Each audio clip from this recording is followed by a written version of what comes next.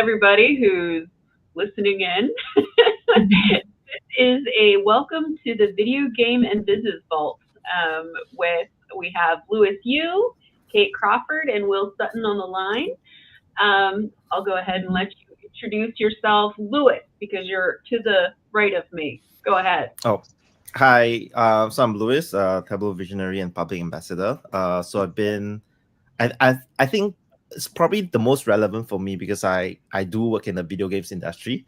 For the past, I think 6 years, I started my career in video games, but I kind of ventured out of it and found my way back to the homeland, I would say.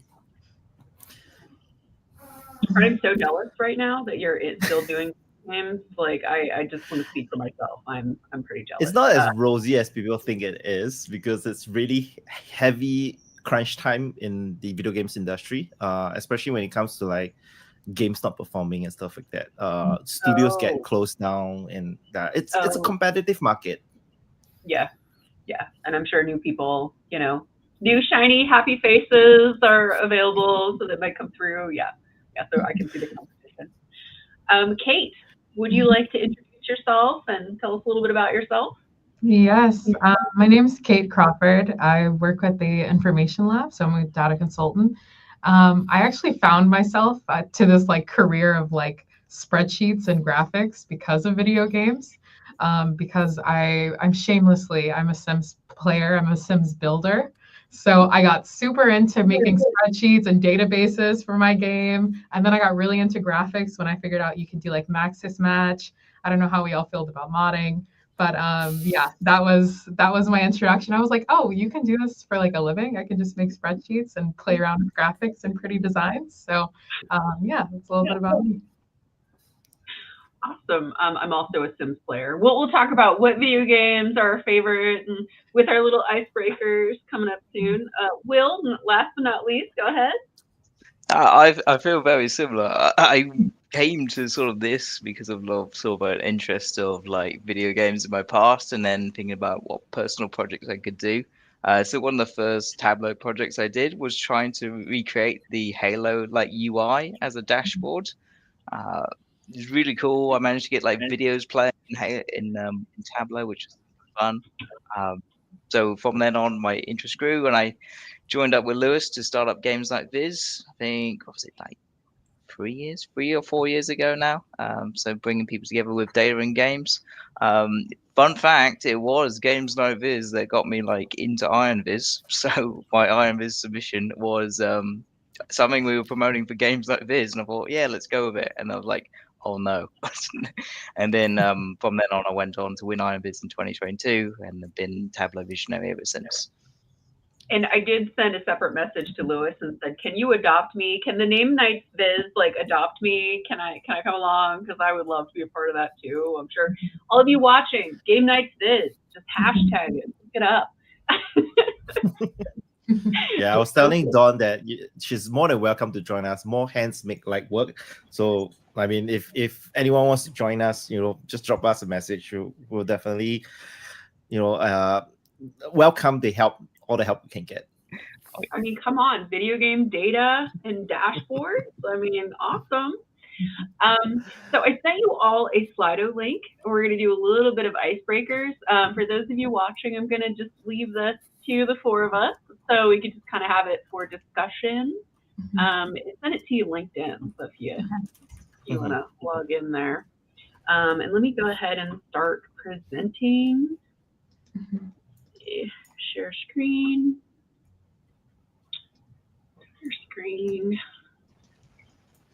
Okay. I have 3 monitors right now, and at work I only have 1 or 2. So, all right. So, who is playing? Oh, Claire Obscure. Okay. I would guess Lewis. Lewis, yes, that's me. For Slido? That is me. Oh. Yeah, we can't change our names on Slido though. I was trying to. You can't? Yeah. Oh. Okay. Yeah. Sorry. Yeah. Anyways, the one at the bottom is me. What about Slido.com and then typing in the code? I wonder if that would be a little bit easier. It's showing it on the screen. Whoops. All right. All right, let's see if you can do that with your phone. That's a little bit easier. Let's see. Sorry, user error, everybody that's watching. User Happens error. to the best of us. Right. Okay.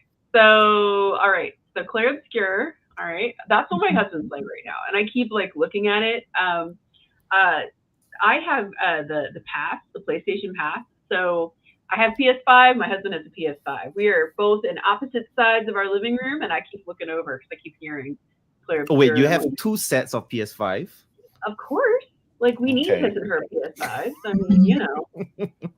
We have his and her computer tower. So I mean, you know. Did you buy your PS5 during the COVID times? Because back then there was a inventory shortage and the prices for that soared so high. Yeah. They were high. So my husband got his. I got mine after that. So I was still on my PS4, sadly. You know, remember those days. We had to find a friend and get his PS5 in the most sketchy way. So okay, I think I've gotten all my consoles off of Facebook Marketplace. It's like a meetup at someone's apartment door. Hey, you have a PS5? Oh man. So I didn't get to put in my own thing. I found a so like Harvest Moon. I know it's a kiddie game, so I'm a big kiddie game player. Like I love Lego games. Yeah. So Harvest Moon had a remake of It's a Wonderful Life, but it's under Story of Seasons, so it's like a more updated version. So that's what I'm playing. I can play it on the pass. So Lewis, tell us about Clair Obscure. Like you know. I mean, without going into spoilers, it's basically about this group of expeditioners that are trapped in this fantasy world where there is a paintress that paints on the monolith a number each year. And everyone that is above the age of the number that she paints basically dies. So every year they send an expedition team out to defeat the paintress.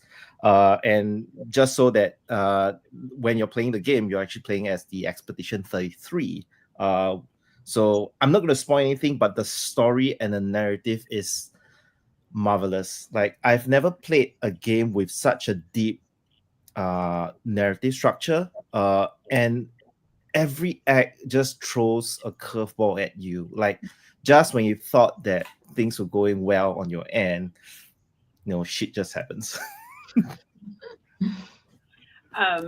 Yeah, I heard it, and like I love science fiction, so it sounds like a TV show that I would be like all about watching too. So it just sounded so cool. And you're also playing Star Wars Survivor. Is that? Yeah. So before Tableau Conference, I actually finished the Fallen Order, and it's awesome. Like for any Star Wars fan, I think this is a love letter to them, because you really feel like a Jedi within those games, like with all the Force powers and the lightsaber duels and all. And I've completed that since TC, and I was gonna play Survivor after that, but Clair Obscure dropped in. I had to jump on that. So now I'm kind of going back to my backlog, which is Survivor. It's been a rough year with all these cool video games just releasing, and I mean, just these decisions that you have to make. Like, which game do you play? You know. Exactly. What's the gameplay like in Star Wars Survivor? Because I remember playing like Knights of the Old Republic back in the day, and that was a great like Star Wars hit for me. And then I tried getting into like the Star Wars one that was a bit like Dark Souls, and I just couldn't do it basically, and just kind of gave up. So it's similar, I would say, because it's kind of like a third-person view. So if you think about like God of War, Last of Us, Uncharted, the controls are fairly similar. Okay, cool. But I did play at like the easy mode because I couldn't parry for shit. So like the stormtroopers was just unloading their laser rifles at me. I was like, oh no, I'm getting hit. I'm getting hit. It's like, no, I'm playing it. And for those of you watching, like this is what the gameplay looks like. It's a pretty cool game. I love the science fiction aspect. And we said Star Wars. What was the other one? Survivor. Survivor. Star Wars Survivor. And already lost it. Star Wars Survivor. Cool. Is this just what console do you play, Lewis? Do you play a console or are you like a computer?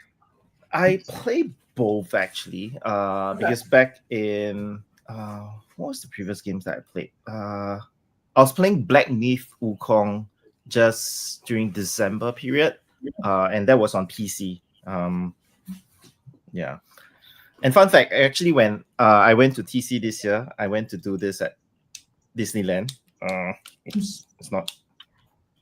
Okay. Oh. My lightsaber is not turning on. Oh, I wish I was home. I have mine as well. Let me see. I don't have one, so now I want one. So did you do the full experience to create? I did. Yeah, so it's amazing. Like it's costly, but it's totally worth the money to do that. Yeah. But I'm not too sure why my lightsaber is not turning on now. Probably out of battery or something. Oh, there we go.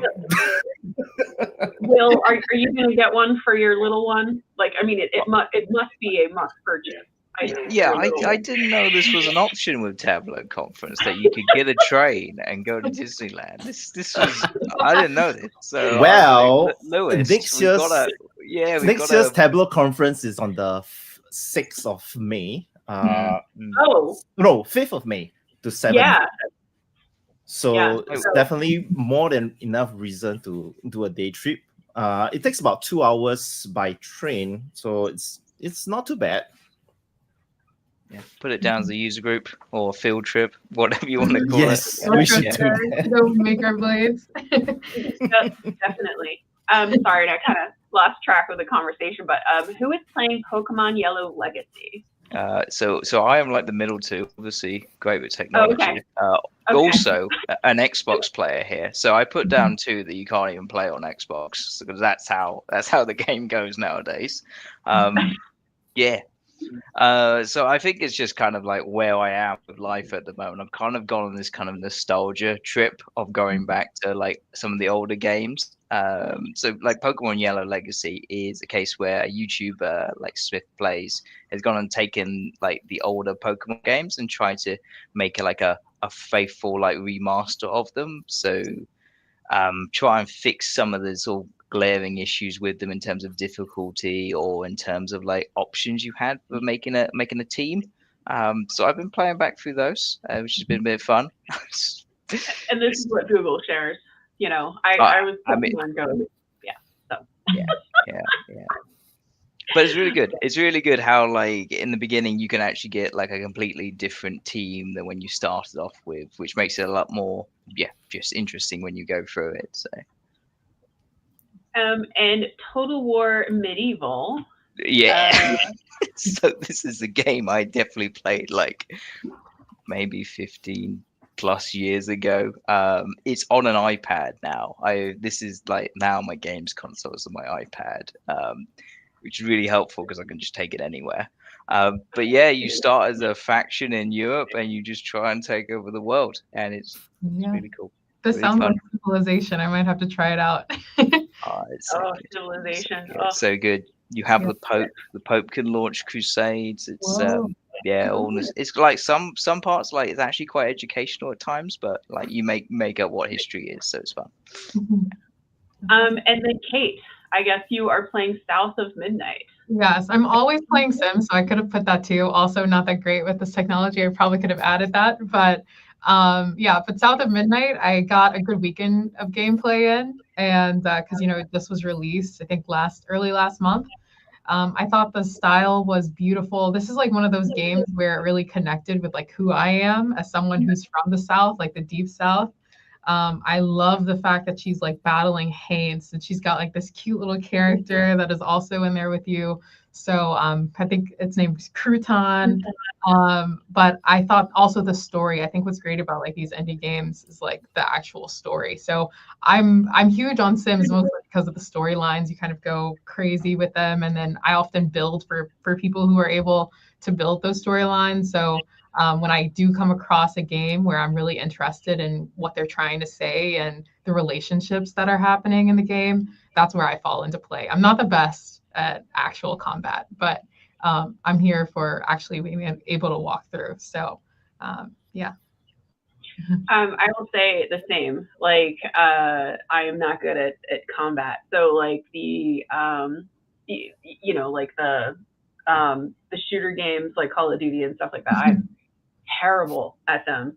And plus, I don't want to be like get mad at some random stranger. Like in my spare time, like I want to play like a game with like a little bit of story, and I love the open world concept. So yeah, and a good art style is always good. Yeah. Hearing some of the smack talk was some of the funniest things I had as a 16-year-old. So to me, it was like not giving it out, but on the receiving end was eye-opening and hilarious.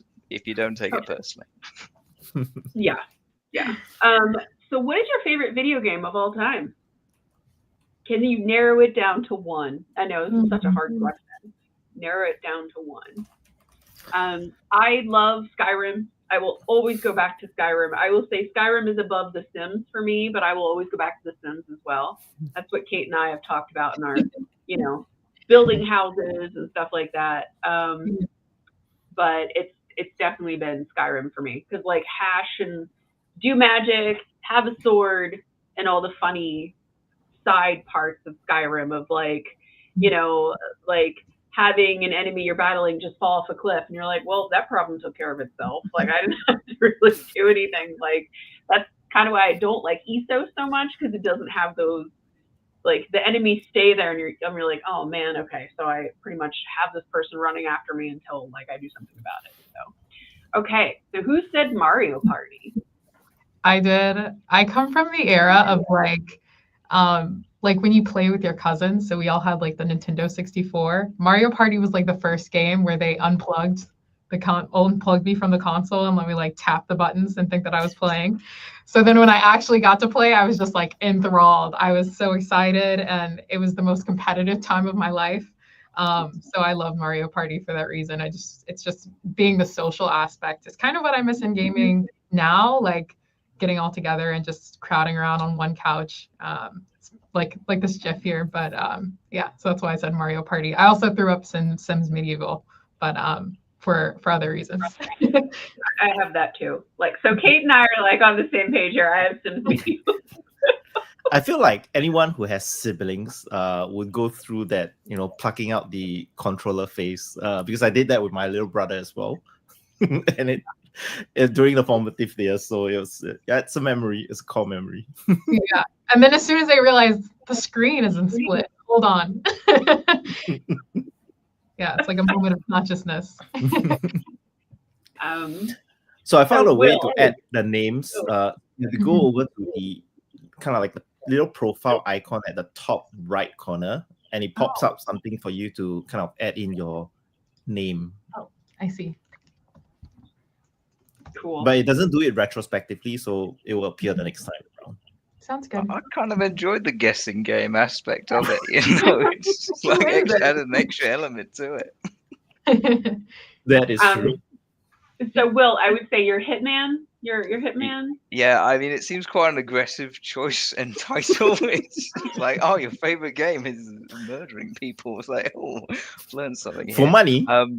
Yeah, for money, not poor while I'm doing it. So, but for me, it was one of these games that I got. I didn't have many games at the time, but I got this game, and it's one of these like even saying this, the story really just sort of drew me in because it was it's a story about the cloning. So Hitman, the Hitman is actually like a clone, and there's this person who's advocating against cloning and is talking to this reporter in these cutscenes. and then you talk about this event that happened, and then you go and do that event. So it had this very like cyclic, like you could see the progression of where the story was going. At the end, there was a sort of big gotcha that kind of got me as a kid, but also at the end, you meet the reporter and the guy. You're there as the hitman, and you confront them, which is quite fun. Um, and it did a lot of different things than like most like the Call of Duty kind of games, like the sort of simple shooters. But it had this sort of nice aspect to it where you could do the level like not like professionally. You could just go and just play your FPS and just go and like tear up a level, and like the game would like harm you by saying like, oh, actually people are going to recognize you, people are going to like, you're not going to get so much money from this, and so you can't get all the fun weapons. So it kind of gave you like an incentive to play the game the way it was intended, but didn't like really like confine you to, you can only do this as stealth. So yeah, super fun game. So do you like the Assassin's Creed games then? Like, are you a fan of those? Oh man, collecting all the flags, like all the like collectibles in those games killed me. I think there just became too many of them at a point. There was like I couldn't quite like yeah, there was so many of them. I just got kind of the same for me, but I did enjoy like the first ones I played through. So and then Lewis, I guess FF7 Final Fantasy 7. Am I getting that right? Yes, Awesome. you're right. So I think FF7 has a very, I would say, core memory in me because I played that during my secondary days. And it was the first game that kind of transcend from 2D to 3D. And it was also the first game that kind of featured a main character's death. And it's kind of unseen in most JRPGs back then in those eras. Like nobody wanted to go that route because everyone is just like fighting dragons and saving the world, and there's no real death to it. But that game basically had like a main character dying off, and you couldn't use her for the rest of the game, for a good half part of the game.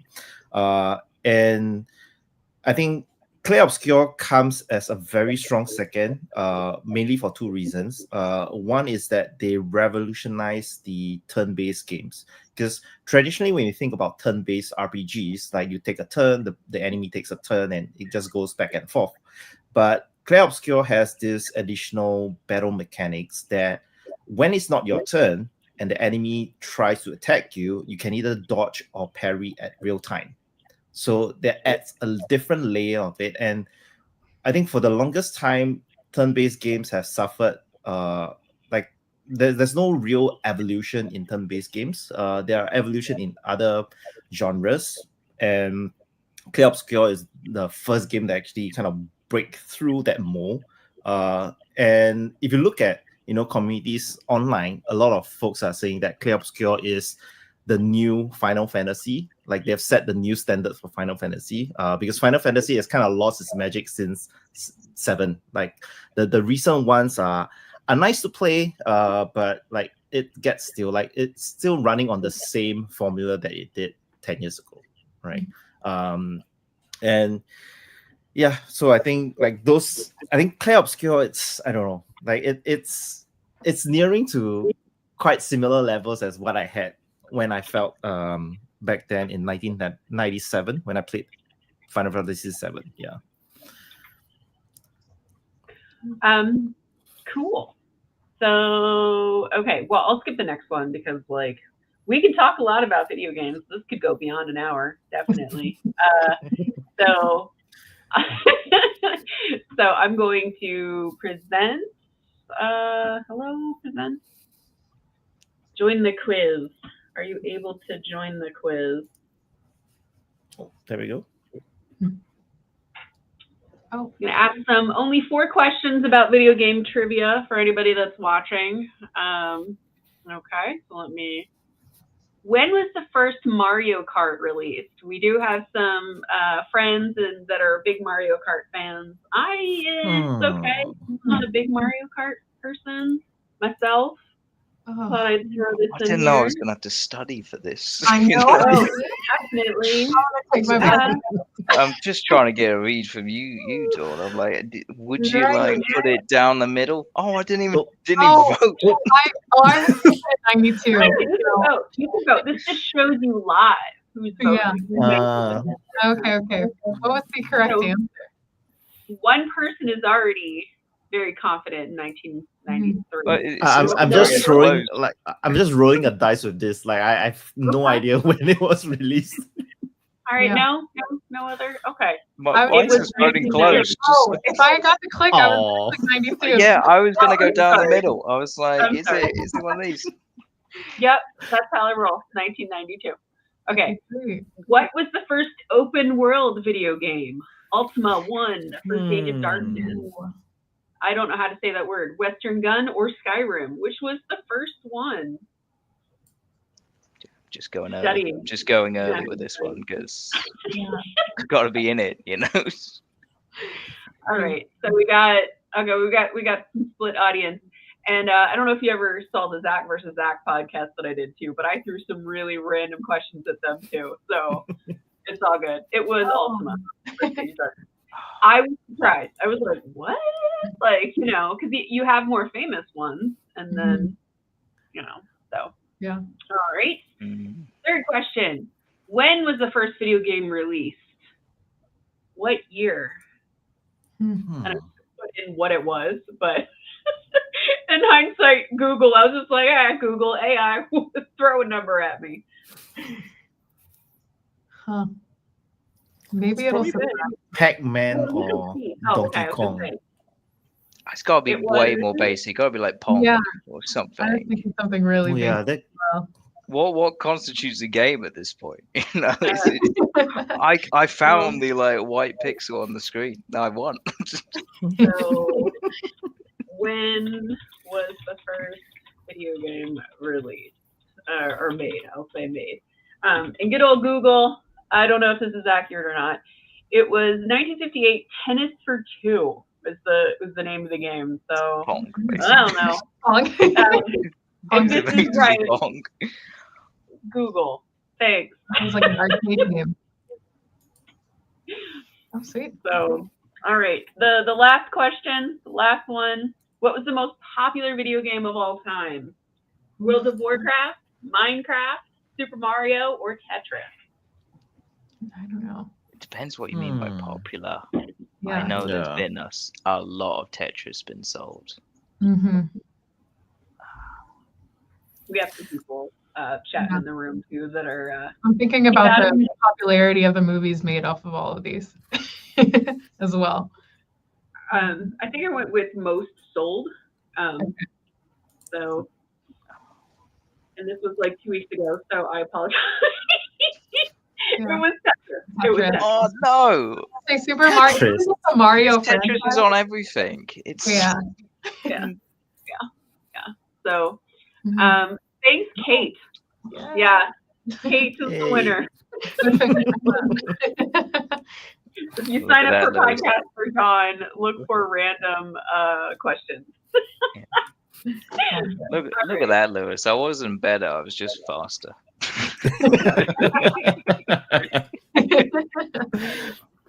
Okay, well, now I want to turn it over to we are all Tableau people. So let's go ahead and share our favorite Tableau public vizzes that have to do with video game data.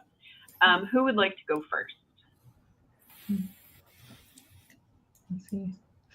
I don't mind starting us off. Okay. Do you want me to add your screen to the stage, Kate? Sure, go ahead. We'll start off with Brenda's Pokedex.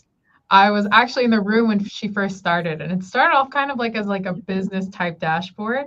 And she went off for a month and worked on this and came back with the coolest UI that I've seen on Tableau. And she ended up building this all herself, and it's gonna load again. But essentially, it is a Pokedex. So you can go through and you can kind of see how each of these level up all the way to shinies. And I think it's really cool. She was able to do this. I know it was a little bit of the greatest challenge was mostly all these image files, figuring out how to get that all to render here in Tableau. But I'll move on to my next one. Should I show all three? Can you? Well, how do you interact with this? Do you like click things? Like, So you have, so you have like your ability to filter, I believe, and you can go through and find. I'm not the biggest Pokemon player, but do you guys have a favorite Pokemon? Charizard. Yeah, I was gonna say most people say Charizard. Let's see, Charizard. Let's see. Oh yeah. And I know you should be able to click and see the evolutions. So yeah. I know that she uses this in her like real gameplay. Again, I don't play often, but I don't know if you guys would know more about how to play on it. I just thought it was a great design, and she overcomes a lot of really cool challenges here. But the next one that I have, I think it's interesting because it's like bringing video games to real life. So Terrence is part of the Lorcana leagues. And plays like kind of on the pro level. So here he's made like an events space. So you're able to see events around the New York area. So I have it filtered down to Brooklyn and Queens. It's got like how much it costs to enter and like some of the pricing that's available. So I thought this was like a really cool way to like bring in games into the real life and create a resource for the actual gaming community. So that's why I chose this one. I thought that was great. And I always love to see when there's an actual calendar in Tableau. So I think that's awesome to see that there. So I will interject back with Pokemon Go. Like this is a fun fact, Lewis. Is I networked to get a role with people I met through Pokemon Go. So I actually got a show of playing Pokemon Go. There was like a bunch of us that would go, and I don't know if anybody plays Pokemon Go anymore. Like, but when it was big, we would all be like, "Oh, there's a meetup outside!" Like we had a chat room, and then so much fun. It pays off to get behind your screen and get in person with other people who enjoy your same game. So yeah, I think that's a great start. Has anyone listening networked through a video game? Sweet. Oh man. The last one that I have is actually from Game Night Viz. It's a submission from Sid. This was like the first time that I had seen parameter actions in action. So like he's essentially built like this entire game for Spider-Man. I think this is also for that question where it's like what is your favorite video game? One of my favorite video games was the Spider-Man games, especially this new one. I just sit around and I will talk to all like all the characters, but but I thought that this was pretty cool that he's built this game here and you can walk through it. But yeah, so those are my three Vizzes that I thought were pretty cool.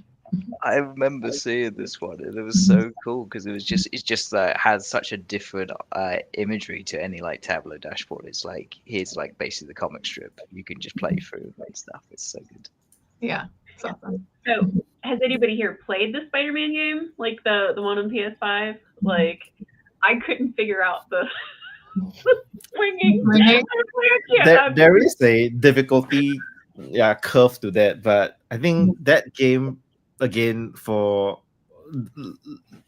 similarly to how the Star Wars games have kind of resonated with Star Wars fans, the Spider-Man games are really, really well done because you really feel like Spider-Man just swinging through the city. Yeah. Mm-hmm. I think it was really cool. I moved to New York around the same time that I was playing the game too. So it was awesome to swing through the streets and like talk to the NPCs and kind of be like, oh, I'm going to do this in a couple months. But yeah. I love the comic book look too. Like it's so comic cool. book. Yeah. Yeah. Mm-hmm. But, very, very cool. Mm-hmm. Lewis or Will? Will, do you want to go next? Yeah, I can go. Let me.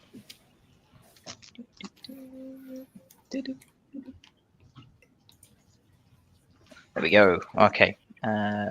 So I picked these ones. I mean, I love a lot of these like video game dashboards they're made. This is probably like one of my like main reasons for starting games like this was like just seeing more gaming stuff out there.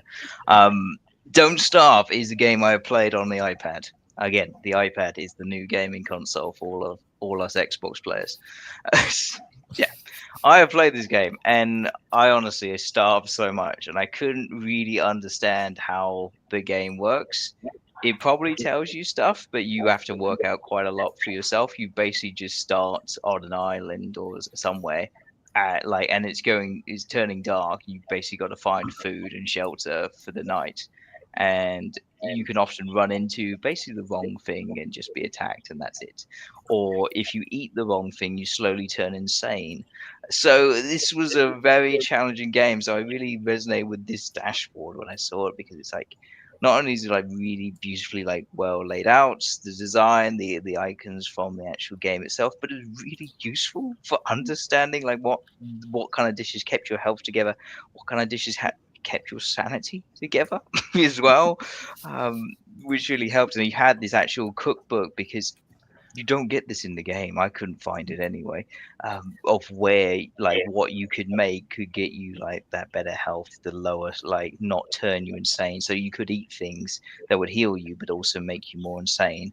And then you would start seeing things in the game, and yeah, it was crazy. So this for me was not just like a beautiful dashboard, but again like the highly like usable kind of dashboard. And I look through it, and it's like, yeah, there's so much like nice like Viz pieces in here as well. Like again, like there's more and more as you go through, which I really enjoyed. And it's there. It's just there waiting for me when I come back to the iPad. I've got almost need a second like tab open just to help me actually like survive the first night and actually work out what happens in the game. 'Cause it was not fun when I started. So I really appreciate this dashboard here. That center one, do you think that was an extension or like that little piece there? Yeah. Do you think they did that with a Tableau extension? I'm not sure. I think there was like templates and stuff. Oh, okay. Yeah, I love seeing charts like this. Like, I'm just like, how do they do it? Like, I don't know if you all are like this, but I'm a download the dashboard kind of person and try to figure it out, like how they got there. So I don't know if anybody else on the line tries to teach themselves Tableau a different way, but I'm like a mess with it and try to figure it out kind of person. That was the way. That was the way. Download it, work it out, or hack the forums back in the day. Find the answers there. But yeah, Awesome. That's pretty cool. I like it. Yeah. It kind of reminds me of the Nightmare Before Christmas, just a little bit, like that style. Like, does anyone get that vibe from it, or? It does. It does have that similarities. Yeah, the font family, for sure. Cool. Okay. What is your next one? So this was another fun one. Has got a story from Nia. I met him. I got the story behind it, that this was actually designed with his son. So he brought in like the subject matter expert to help with the Viz, which I really loved. Like this idea of bring the data. Oh, here's the refresh. But bring the data skills with the person who's like really keen on the game. So this was a data set understanding all the different blocks you could get. So someone had taken like a Minecraft generated world and then analyzed where all the blocks were and put out this data set, which we put up for games like Viz. And this is what, like, I had a simplified version of the data set, but this was the real everything there, which gives you hundreds of different like types of blocks, where things are, like where you can find like the main resource materials like the diamond, where you can find like the iron, the gold, where you can also find the lava. There was also this, I'd never really seen like this sort of zoomed in section before, or this area here where I think you can like zoom into like particular areas, because this is actually a lot of it is sky. Like all of it, that is sky. Just try and like zoom back to something, but yeah, you could actually toggle around like the map itself, and you could remove these things. This is like the full view itself. So raw stone, raw water. This is where you don't want to be in the lava. But yeah, this was really cool for me, because there's always a point of like, how far down do I need to go to actually start finding the materials I need? But yeah, I really enjoyed it. Do you like who created this online? How do you mean? Oh, near. Oh, Yeah. near. Okay, cool. Good job, dear. Okay, should Yeah, I go on to love my final? No, go ahead. Go ahead. I was just gonna say I love seeing what people create like in Tableau Public. Hashtag Tableau Public because it's just so like wow, it's insane how many cool dashboards are out there. Oh, and who created the last one, the Viz of the Day by Don't Starve? Oh, Sorry, Ella. just to try to call people out who created Yeah. and put all this work. Ella, cool, awesome. Okay, final one. Yeah, final one. Final one, probably the more simple one of the lot. But I remember this one from Joshua Preston of we had a day to have all the enemies in Super Mario. So this was again like super iconic, sort of like memorable in terms of like at the bottom here's the little like map from the first world that you can go through and against all the little Goombas and stuff. But then yeah, all the names. Getting the refresh of things that are here, like the bullet bills, how many there are. There's also a bit of complexity with the data set where certain enemies keep respawning, so you have infinite of them coming up. But I thought this was really nicely done, a really nice sort of chart design for like showing the sort of density of the enemy that you think that you would have very weaker enemies at the beginning and they would fade away, but it just seems like you just got more and more as the worlds went on. Like the little Goombas are still around right till the end, which is nice. So Awesome. I like the colors they use too. It really takes Yeah. you back to like playing like Mario game. Did anybody have like the game genie? Like, did anyone have a Nintendo, I should say, and like the gold game genie that was like on the cartridges? I don't know if you guys go back old school Nintendo games, or if you had an emulator, you know. I used to have like a Super Nintendo, Okay. so we had to kind of take out the cartridge. If it's not working, you take it out and kind of just Blow blow it. the dust. Yeah. Does anyone want to say what their first video game system was on the call? What was your first Cool. video game system? I don't know why I didn't ask this question. I definitely remember playing Pong way back in the day. I don't even know what it was on, but I definitely remember playing Pong with my dad way back when. Atari, I would say my brother had it, and Joust. I was a Joust fan with the little guys on like the birds that like jump up. Old school Atari. Sorry to show my age here. Lewis, what was your first video game system? I mean, this is probably going to show my age, but do you guys remember there was this kind of like LCD little handheld machines that basically had a very simple gameplay? Like you have like indicators that probably like just go left and right and just click different buttons. I think it was done by a company that is now defunct called Tiger or something. And they had IPs to some of the like Street Fighter, Spider-Man, and so on and so forth. So they had like the little handheld devices like that. And that was before the time that we had Game Boy. So this was kind of like precursor to Game Boy. So that was basically my first introduction to video games. Unfortunately, I've lost all of that. I think when I moved out to my own house, my mom probably threw away like entire box of like old stuff. Yeah, Were I would say those the one. like Sorry, well, there's like the little consoles where it's just all in one, where the game was the unit as well. You didn't have a cartridge or anything. There was none of that. It was just all on one hardware. I think so. Like yeah. Mine was Game Boy. Like what I purchased myself was Game Boy. So the little Mario 3 and like the 2-color screen that was green and green or whatever. So yeah. and the little magnifier that you kind of clip on top with the backlight. And just playing in the back of the car, just making sure there's some light source from the street lights so you can carry on playing. Yeah.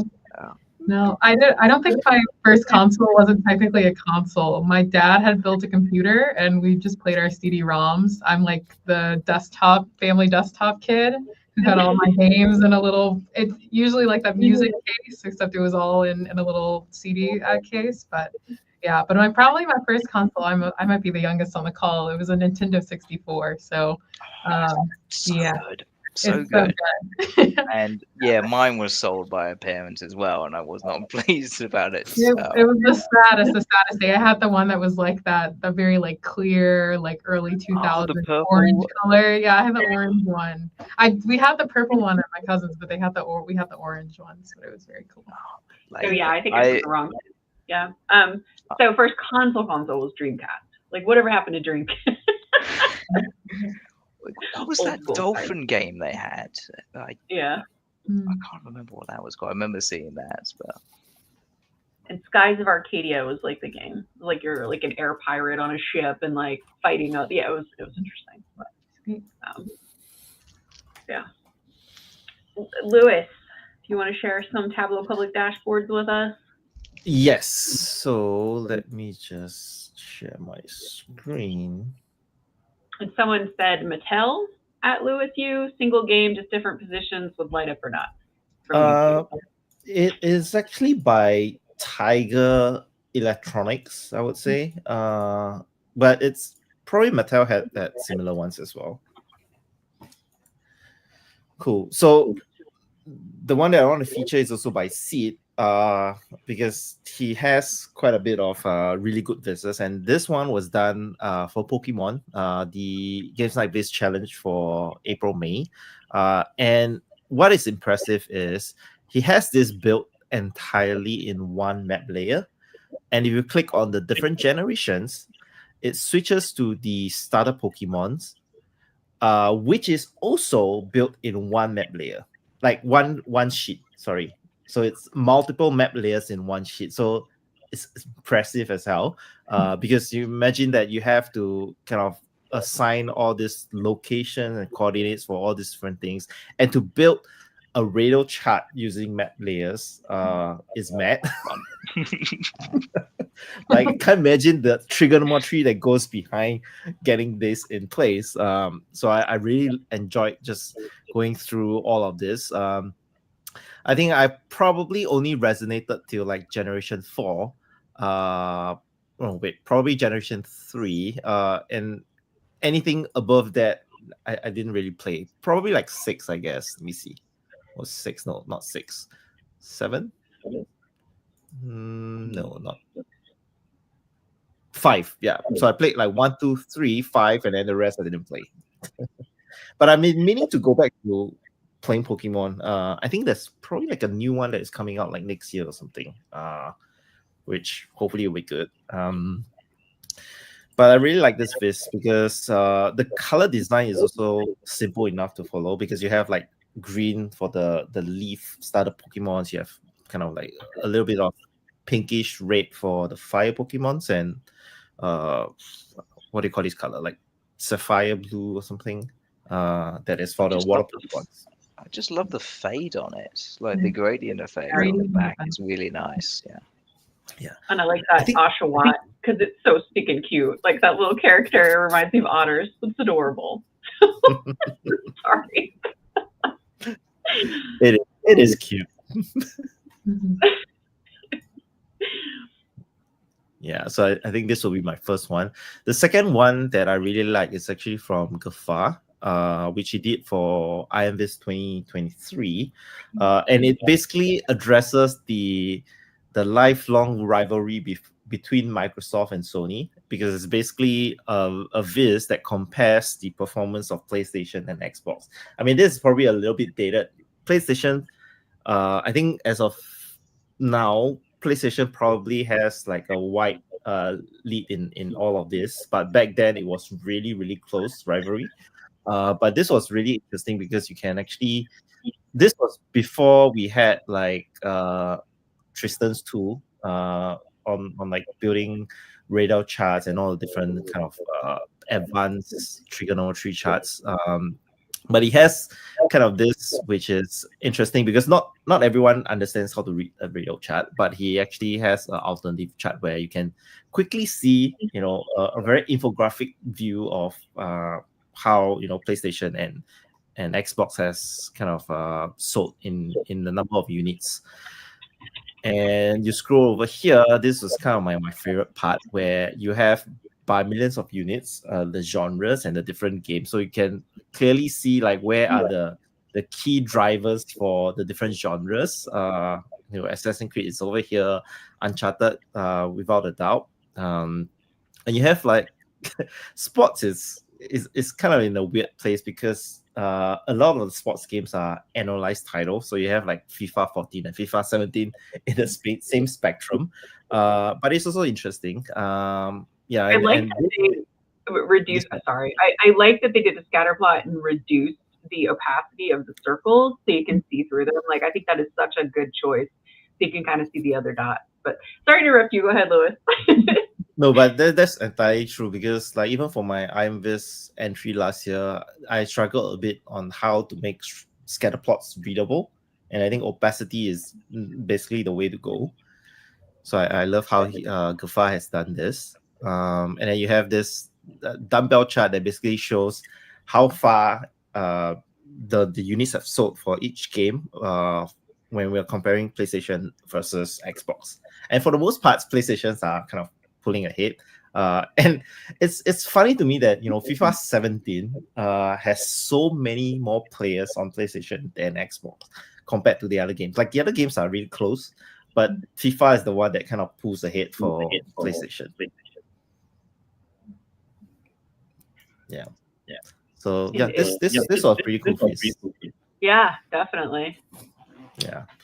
And then the last one is a bit of a self plug, because I think in 2 more days, it's Star Wars Day, or Star Wars anniversary of the when it first premiered in the theater. So and also it was a Viz that I created after TC, because I went to Disneyland and everything, and also played Star Wars Fallen Order. So I got this inspiration from building my lightsaber in the workshop itself, and I wanted to recreate that little bit of magic for folks who are looking at this Viz. So if you haven't seen this Viz basically structures itself on animation. So you have the scrolling animation of the crystals, as well as the retracting and extending of the lightsabers as you kind of scroll through the different kyber crystals. Oh, so that is so cool. Oh my goodness. I love that. And which one did you get? Did you get a purple? Is your crystal purple? I got 2 actually. I got a red one and a blue. So balancing the force, if you will. That's funny you said that. I got the purple crystal. So yeah. Where it's at. This is actually a republish of my Viz, because I did this for Star Wars Day back in, like, I think 4th of May or slightly before that, and I couldn't get the retracting and the extending to work. So it was just the scrolling for the crystals that I managed to get it to work. And then Heather from Australia actually urged me to try again. It's like, I think this is possible. Let's take another look. And I went back and kind of fiddle around with like the different map layers and everything, and I finally got it to work. So the trick is, I basically wrote a blog yesterday actually, and I can show you this. So basically how it works is, it's just a densified map layer that draws the line from 0 to 1 or 0 to -1, depending on whether the crystal is selected, and everything is just overlaid on one another, so it just goes up and down as you're switching between the crystals. And I thought that was a very simple solution to kind of like something that is pretty cool, I would say. That's awesome, Lewis. And the fact that you wrote it up in your blog on like how to do it. So if anybody's watching, we expect some more Star Wars dashboards out there. I'm just saying. Saying there's not a lot of Star Wars dashboard. Yeah, I'm surprised. I would think that, I mean, we have 1 year to prepare for next year's TC. I would urge everyone to create something, because I have a strong feeling that they're going to feature a lot of Star Wars Viz next year. So Tableau, if you're listening, May the Force be with you challenge. Just saying, Star Wars dashboard, May the Force be with you. Just saying. All right. Thanks for sharing. I'm going to go last. Let's see, entire screen. I'm not going to take up as much time. I'm only going to do two, but another video games, you know, plug. Ants, if you're watching, I was impressed by his Ant dashboard. But Skyrim, of course, favorite game of all time. So of course I'm going to have to show my favorite Skyrim dashboard. I was thinking about doing one myself, but you know he beat me to it. So I like that you can have interaction, and you know talks about you know the populations of Skyrim. He always does great. I don't know if you haven't, anybody watching, check out Ant's profile. He's got a lot of really good dashboards out there. There's also another video game console war by Sherry Shen. You know, PlayStation versus Xbox versus Wii. I don't think any of us talked about Wii games yet. I'm a big Zelda fan. Like I love Zelda games, even though the one on the Wii, the original Wii, not the Wii U, made me extremely annoyed because I couldn't get the control of like the controller and like going across the bridge. But you know, so I'll get there. But I love that Zelda games have like little other quizzes and stuff like that. So, so many neat things. Just love the way that she incorporated color and calling out, you know, the different features here. So, and then my last call out I'm going to say is Marcus Grant, who I've worked with before. 31 years of Zelda. Like I said, I love the Zelda game, and I love that he did a timeline. Don, before you go on to this, Viz, there's one very interesting piece that you missed out in that previous Viz on the portraits, because that was really cool. The portraits, yes. Mm-hmm. So they're each of the games. Yeah, so it's kind of like a guessing game, and then you can just slide the slider and it tries. Yeah, sorry, I missed this. Everybody that's watching, yeah. So I totally missed the slider too. I mean, I've looked at this before, and I was like, "What is this?" Didn't know the slider was there. Oh, the adventure game on Xbox was so much fun too. Yeah, so cool. Like, I wonder if she did this with polygons. Now I want to download it and figure out how she did this. But yeah, so many neat things. And I like the fact that a dot jump plot, is this what it's called, Kate? You guys corrected me before. I was like, what do you call that for ranking? Oh boy. Yeah, like a bump chart. Sometimes it's a line bump chart, I think it's what it's called. We're gonna be corrected, I'm sure.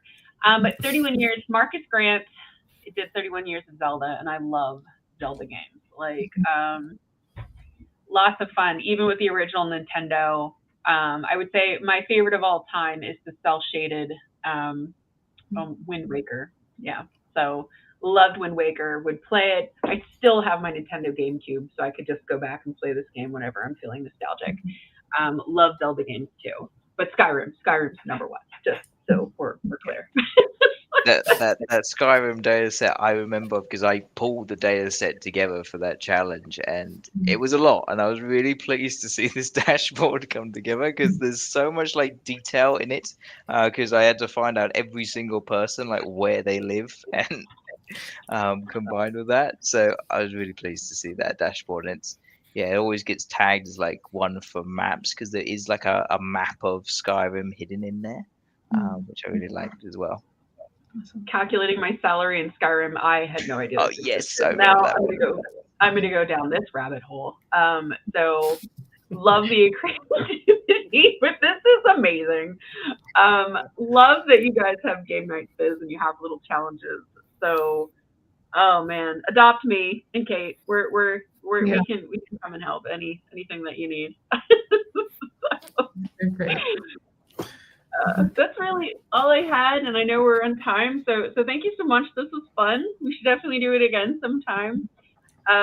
You know, but thank you all for coming. Anybody else want to say anything or? Yeah, this was so much fun. Like jumping on a call to chat about video games is like the best thing to do. Yeah. Likewise, I've had a great time. I could talk again for another hour, no problem. I wouldn't even like break a sweat. So yeah, more than happy to come back, do this again. It's also given me a bit of a kick to You know, I think I've mentioned to Lewis once or twice a dashboarding project that has been maybe going on since maybe like 2023, maybe.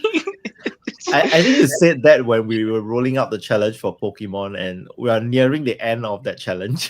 Oh no, this is way long ago. This is like from like I thought of this idea during like an Iron Quest challenge in like at least August 23, and I'm getting it there. I'm getting it there. It's something being built in Tableau.